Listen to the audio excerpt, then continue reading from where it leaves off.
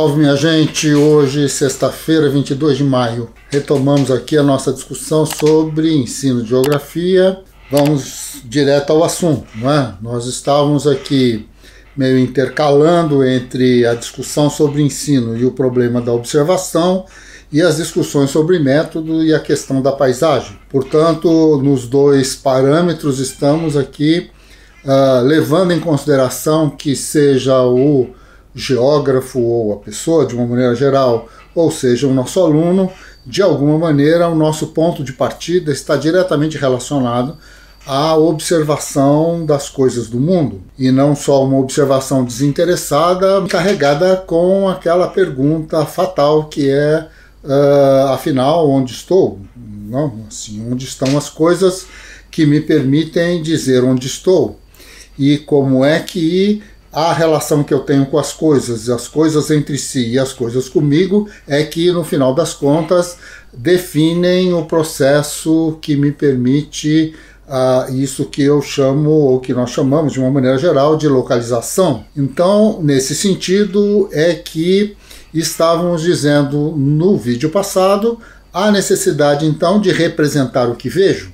E representar o que vejo é algo que vai tomando características extremamente diferentes à medida em que o nosso aluno, que começa lá com 4, 5 anos de idade, já frequentando a escola, e que vai nesse percurso, estamos falando aqui até o final do ensino médio, até aproximadamente 17, 18 anos.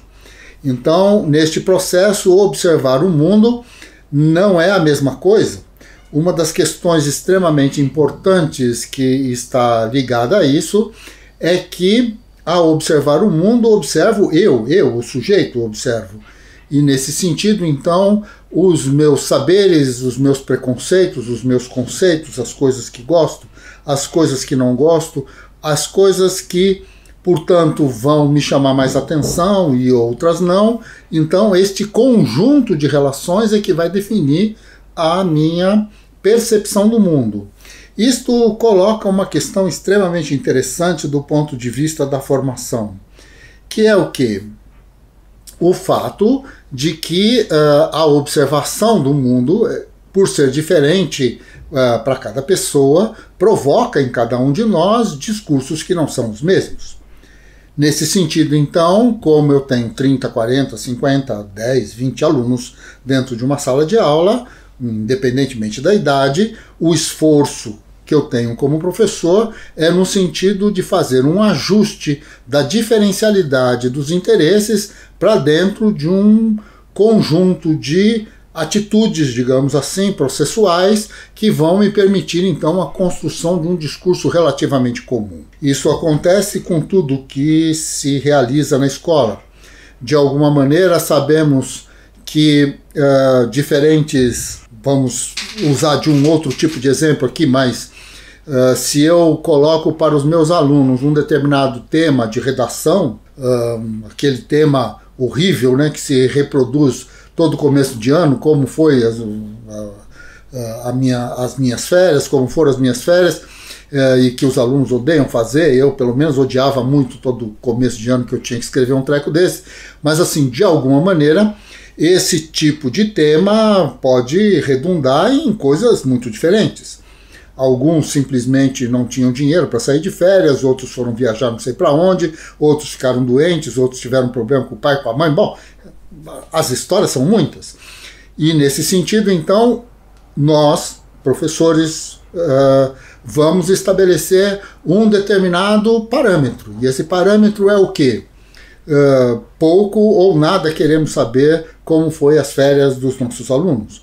Na verdade, nós queremos saber se eles colocaram o sujeito da oração no lugar certo, se eles colocaram o predicado no lugar certo, se eles associaram os verbos que são conjugados da maneira correta, se a construção das frases está correta, se os parágrafos na sua sequência possuem uma ordem que possa explicitar de fato aquilo que ele está dizendo.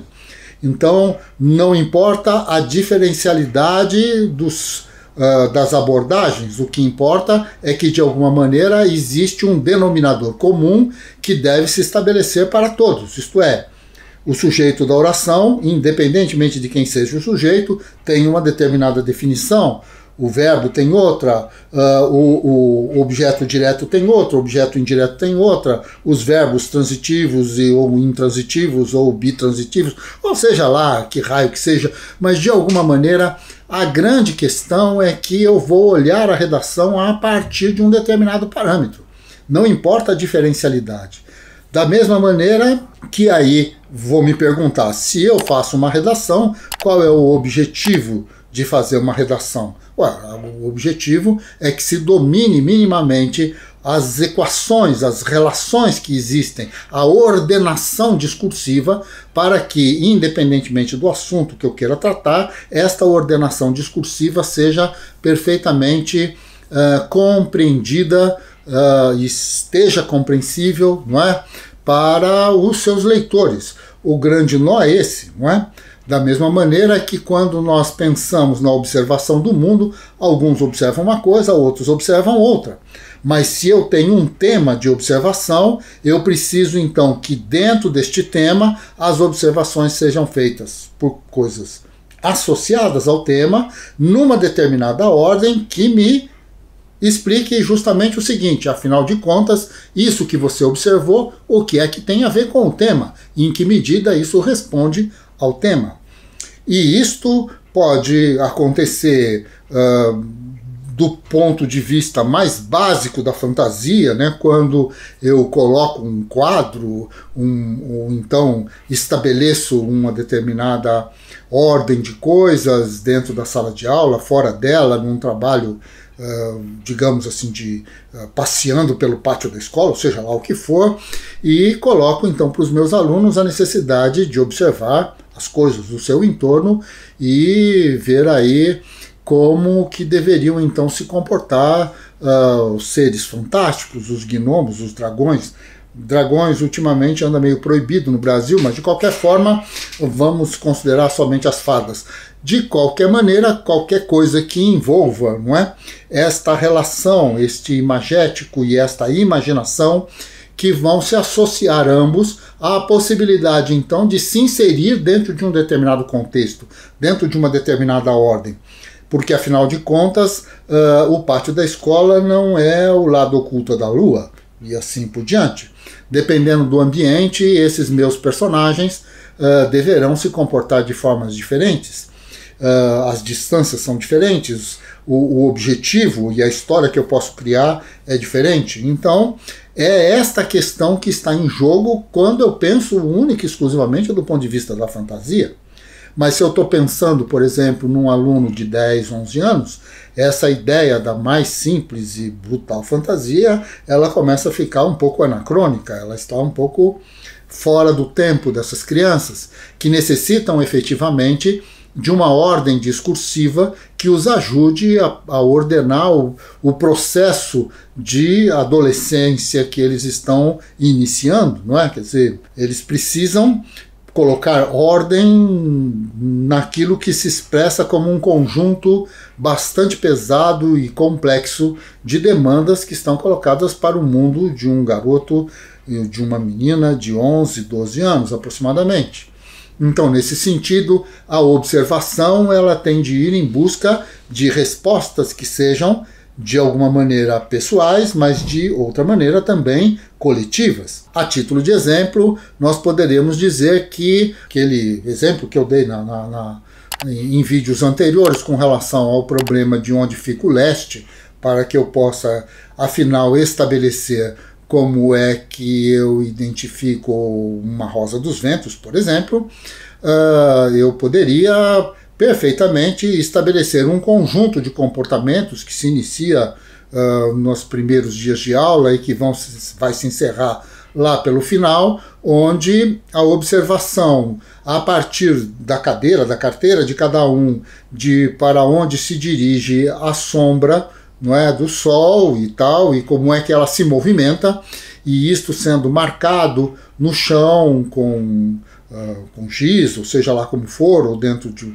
folhas de papel, esses ângulos, né, de desvio que numa mesma hora a sombra do sol, a luz do sol vai estabelecer em relação a essa contradição entre luz e sombra, e que vai permitir então que eu possa identificar a própria declinação da Terra e o lugar, então, lá no final do ano, o lugar aonde fica mais ou menos o leste. Um leste que não se movimenta para o norte nem para o sul a cada dia, mas um leste, digamos assim, geometricamente mais bem definido. Então, qual é o exercício que eu estou fazendo? O que é que essa criança vai fazer em saber o lugar do leste? Eu diria que basicamente nada. O que eu estou fazendo é que eu preciso então construir a dinâmica onde a observação do mundo vai me permitir então a construção de um conceito, a chegada a um determinado tipo de conclusão. Algo que, de alguma maneira, na escola vai se fazendo paulatinamente, assim como aquele velho exercício de colocar o feijão em cima de um algodão molhado e ficar observando, então, ele brotar e, bom, descrever isso, dizer o que se vê com isso, e a cada idade, então, a ideia de observar já com 11, 12 anos, necessariamente vai em busca da construção de um conceito. O que é interessante é que, usando do mesmo parâmetro, nós podemos dizer que no ensino médio já eu preciso fazer o ciclo geral da razão, isto é, eu preciso ter um ponto de partida, um conceito qualquer, observar esse conceito do ponto de vista da realidade e, ao observar a realidade, verificar em que medida o conceito que eu tenho bate com a realidade e ele precisa ser reestruturado, isto é, eu preciso fazer um ciclo completo, o que significa então que aquela observação que eu posso fazer em sala de aula dia após dia, envolvendo aí a angulação da luz solar, eu precisaria então mudar um pouco o rumo disso e começar então a entrevistar pessoas, a verificar o que elas pensam sobre o assunto, a verificar, vamos imaginar um tema bastante comum nessa altura do campeonato, pegar um conceito geral, como o que existe no Netflix, por exemplo, um verdadeiro documentário sobre a questão da Terra ser plana, e aí esses alunos então imaginarem a possibilidade de sair por aí perguntando para o avô, para a mãe, para o pai, para o tio, para os vizinhos, o que eles acham, se a Terra é assim mesmo, não, por quê, não é? E depois olhar nos livros de geografia, nos livros de física, que tipos de respostas seriam possíveis, e aí, no final das contas, chegar a uma determinação, a uma proposição, que não necessariamente precisa ser absolutamente igual na sala de aula como um todo.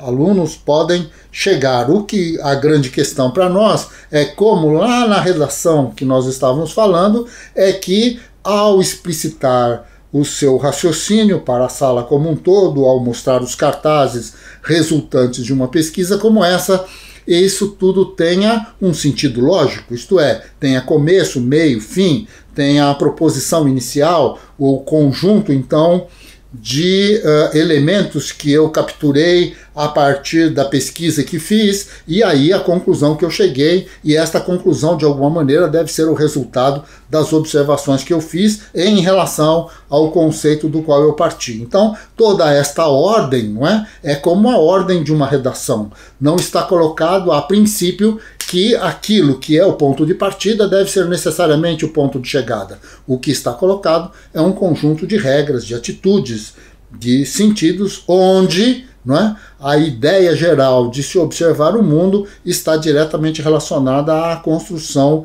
de um conceito final. Então, estamos pensando num conjunto de exercícios que vai desde reconhecer o mundo, as suas formas, as suas funções e criar, inclusive, até a fantasia dentro disso tudo, até chegar ao próprio mundo e identificar, então, as grandes possibilidades discursivas. Para que a gente possa terminar, então, a questão é: tudo isso tem um ponto de partida. E este ponto de partida, como vimos, é reconhecer que a forma das coisas contém em si as regras que a constituem. No vídeo passado, dei uma série de exemplos sobre ruas, arruamentos, cruzamentos, etc. e tal. Mas, sem dúvida nenhuma, quando olhamos uma montanha e vemos que forma ela possui, podemos desvendar a princípio, pelo menos do ponto de vista básico, qual é a estrutura rochosa, que tipo de dobramento que a construiu, se é que é produto de um dobramento e assim por diante. Quando olhamos um determinado tipo de vegetação, também podemos identificar que tipo de ambiente a constitui e assim por diante. A forma das coisas é a aparência que contém, sob todos os aspectos, a sua essencialidade. É este a nossa conversa de segunda-feira. Esta relação entre essência e aparência. Isto é, olho uma coisa e vou atrás, então, do que é que determina que as coisas sejam como elas aparecem para mim. Pessoal, um ótimo final de semana. Segunda-feira estaremos de volta. Não é? Cuidem-se, fiquem em casa. Não é? As coisas não estão bem, longe, muito longe disso. E espero vocês na semana que vem. Já temos aí alguma programação para terça e quarta-feira com o pessoal lá de Goiás para discutir essa questão da noção de periferia no ensino da geografia. Depois eu mando o cartazinho para vocês e depois tem aí também no meu canal do YouTube, a gente vai transmitir aqui a conversa do Rui Moreira, que vai contar para nós o que é que ele sabe e como que ele acha que a gente poderia reler aí o Max Sorra. Então, muito obrigado a vocês, vão aí curtindo essas coisas todas e, mais uma vez, um ótimo final de semana. Até mais!